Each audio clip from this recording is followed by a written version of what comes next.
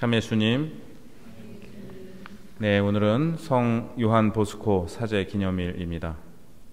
1815년 이탈리아에서 태어나셔서 1888년 선종하신 요한 보스코 성인은 사제 서품을 받은 후 일생을 청소년 교육에 헌신하셨습니다. 일자리를 찾아 시골에서 도시로 찾아온 청소년들이 방황하고 또 무시당하던 것을 가슴 아파하시던 성인은 존경하던 살레시오 성인의 이름을 따서 살레시오 수도회와 수녀회를 설립하여 가난한 청소년들을 위해 봉사하셨습니다. 당시의 청소년들은 나이가 어리다는 이유로 무시당하곤 했는데 성인은 청소년들은 젊다는 이유 하나만으로도 사랑받기에 충분합니다라는 말씀을 남기셨습니다. 울지마 톤지의 이태석 신부님은 살레시오 수도회에 입회하셔서 사제품을 받으신 후 아프리카 남수단에서 가난한 사람들을 위해 헌신하시고 특별히 청소년 교육을 위해 애쓰셨는데 요한 보스코 성인의 영성이 이태석 신부님의 삶 속에서 또 하나의 꽃을 피운 것이라 하겠습니다.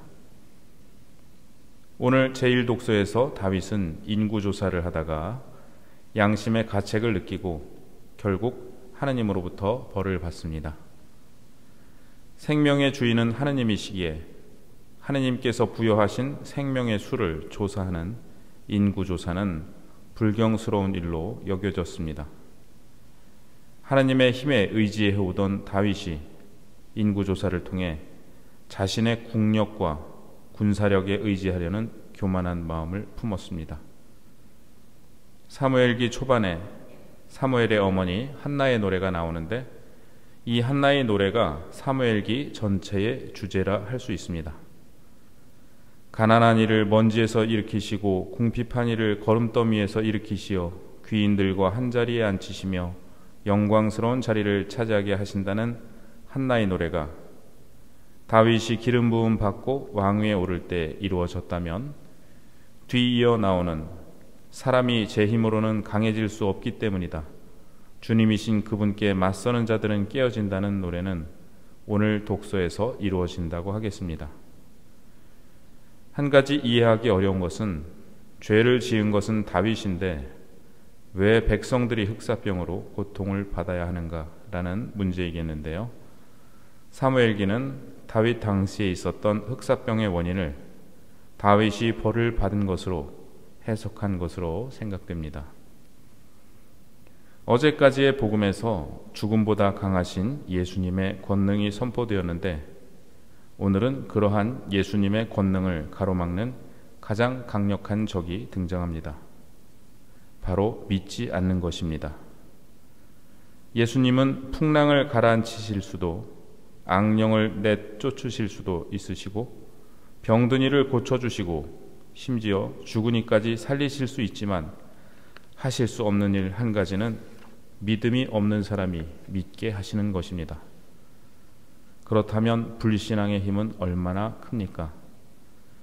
예수님의 모든 활동을 무력화시킬 수 있으니 말입니다.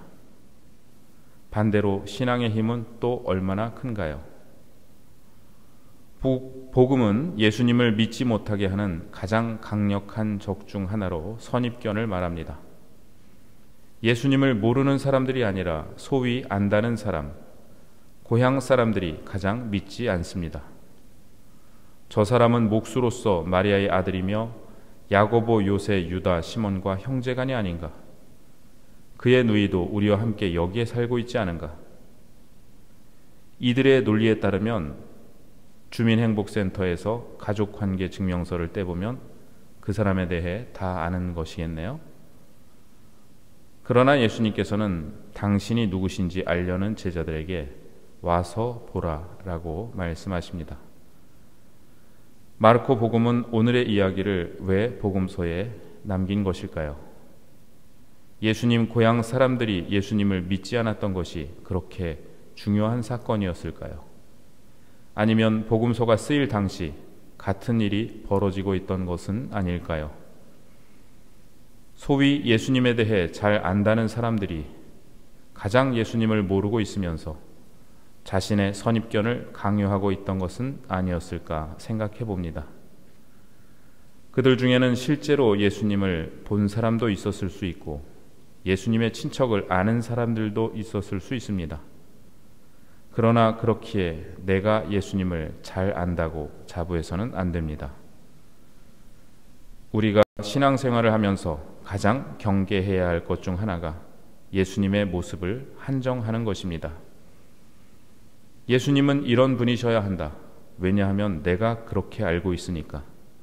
이것이 가장 위험한 논리입니다.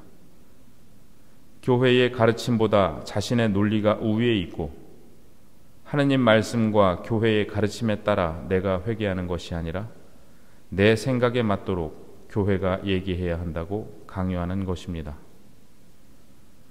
요한 보스코 성인은 나이 어린 사람들에 대한 당대의 편견과 선입견에 맞서 싸우셨습니다. 우리가 예수님의 참모습을 만나려면 예수님에 대한 나의 고정관념을 깨야 합니다. 예수님은 내 고정관념 안에 계신 분이 아니라 그 고정관념을 깨주시는 분이 바로 예수님이십니다.